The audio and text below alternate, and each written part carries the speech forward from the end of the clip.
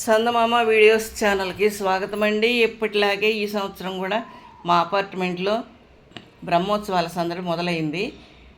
Last year కూడా ప్రతిరోజు ఏ రోజు వీడియో ఆ రోజు పెట్టాను. ఈసారి కూడా అలానే పెడతాను.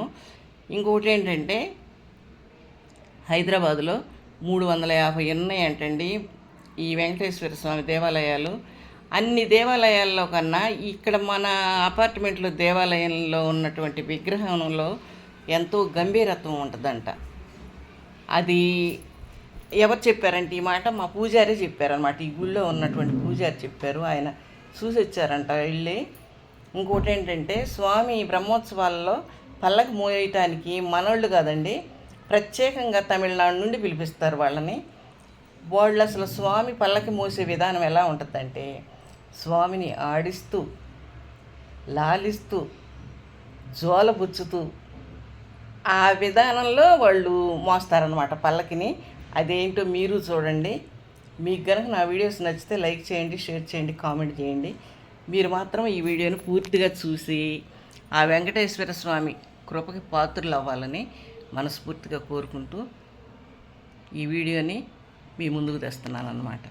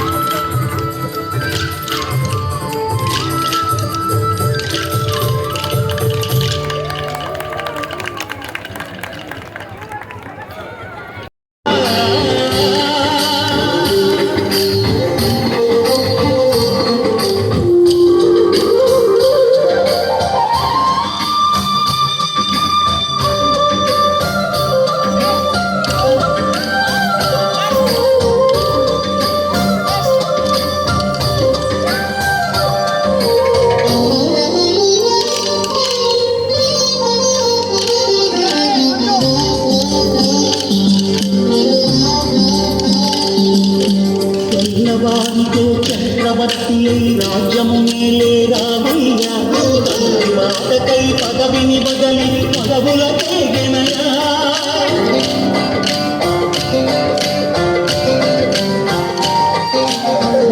జనులను కావగ వచ్చిన మహావిష్ణు అవతారమయ వారిని రక్కసుడు అపహరించితే ఆక్రమించెనయా అసురుని దోచి అమ్మను తెచ్చి అగ్ని పరీక్ష విధించెనయా సాగలి నిందకు సత్యము చాటగ కుల సతినే విడనాడెనయ నా రాముని కష్టం లోకంలో ఎవరో పడలేదయ్యా